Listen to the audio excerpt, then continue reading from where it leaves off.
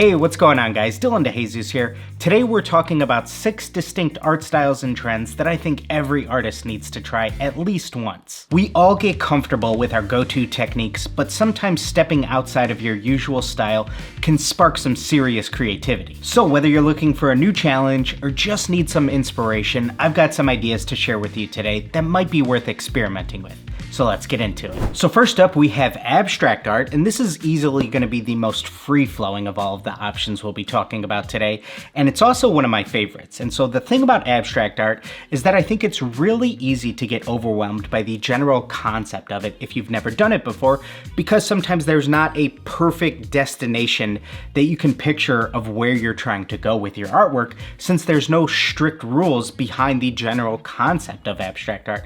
And sometimes as an artist, you want to have a little bit of a map to follow, you want to know where you're going, but with abstract art, since there's no rules, you can really do whatever you want with it. But the best pieces still follow some key art principles like color, shape, form, texture, line, and value, of course. And while it might look random at first, every stroke, every splatter, every texture that you add to your piece is adding to the overall depth and emotion of it. And so it's much less about perfection and really just trying to add to the overall expression of the painting. As the great Bob Ross would say, you want to embrace some of those happy accidents along the way. I think that inspiration for a project like this can come from absolutely anywhere, whether that be something in nature that you see in real life, an emotion you're trying to convey, or you can just completely improvise the whole thing. And sometimes, quite frankly, you just need a really cool color palette that you want to work with and try to build something from. So if you've ever been overwhelmed by something like this, just give it a try, because what do you have to lose at the end of the day?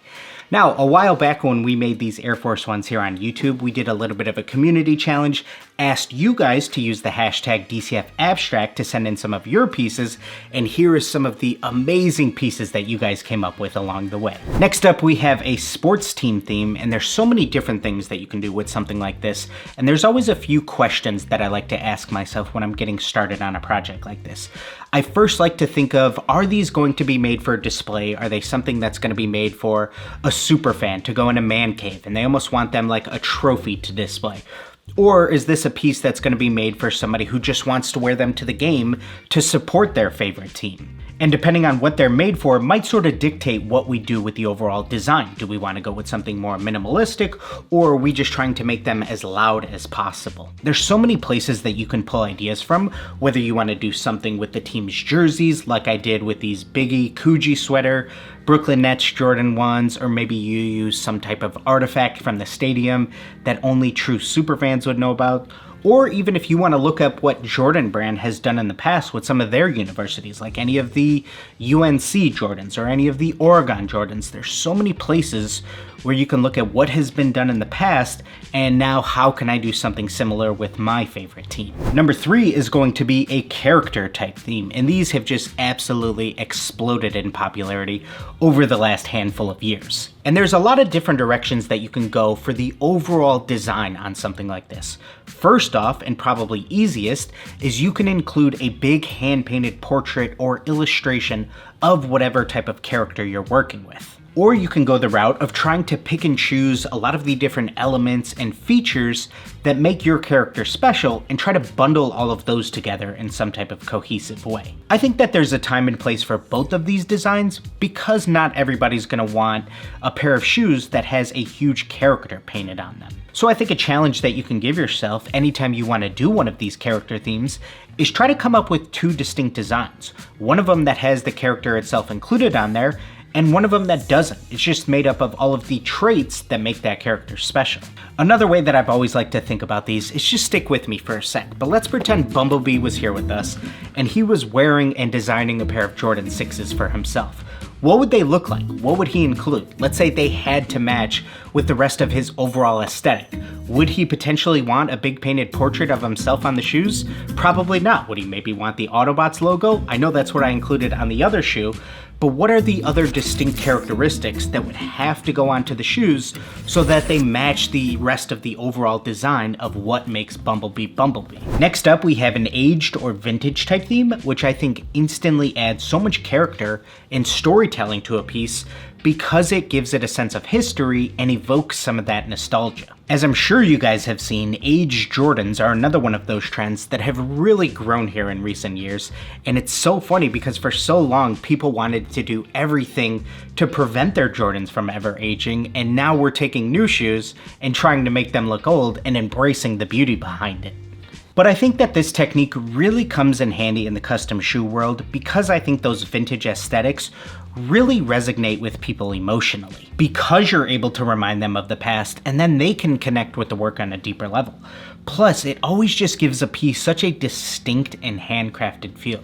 I love when you can look at something that's been intentionally aged or distressed and it just is no longer as pristine, but it gives you this sense of comfort. And if I look at these Chucky Air Forces, for example, I remember at the time when doing them, I actually really liked the white midsole and how it contrasted with the upper that is all aged and worn looking. But now looking back on these, I totally wish that I would have aged the midsole because I think it would have just added to the overall aesthetic of this pair. Next up, I'm going to hit you with a mismatch theme. And this is when you have a different design on both your left and right shoe, but yet when they come together, they still have a cohesive type feel.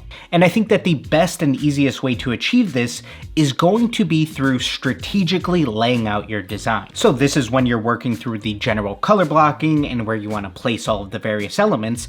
How can things be completely different, but you still find a way for them to be similar through your composition? Some of the questions that you can ask yourself when developing one of these themes on a pair of shoes are, how are these actually going to look when worn? How are they going to look from the top? How are they going to look from the back? Do the shoes say anything when they come together?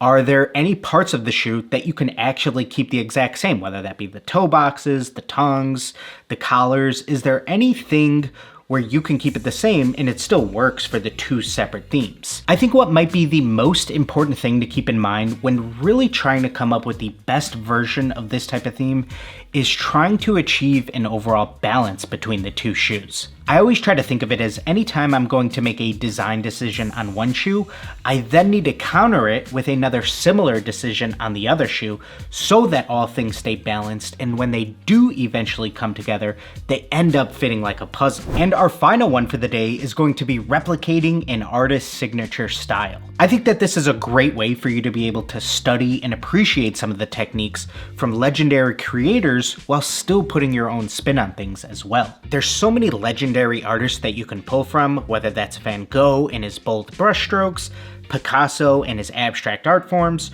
or Basquiat's raw, expressive lines. It's a really great way to study and appreciate some of these techniques while still finding a way to put your own spin on things too, of course. I think that there's a great juxtaposition here as well, starting the day with abstract art, where you have complete freedom, you break all of the rules of traditional art, and then ending with something where you're trying to replicate a very well-known signature style. Something like this, where you're paying homage to something that's already really well known, can absolutely itch a totally different part of your creative brain too. So that's it for me today, guys. Hopefully you enjoyed this one. Really appreciate you tuning in for another video.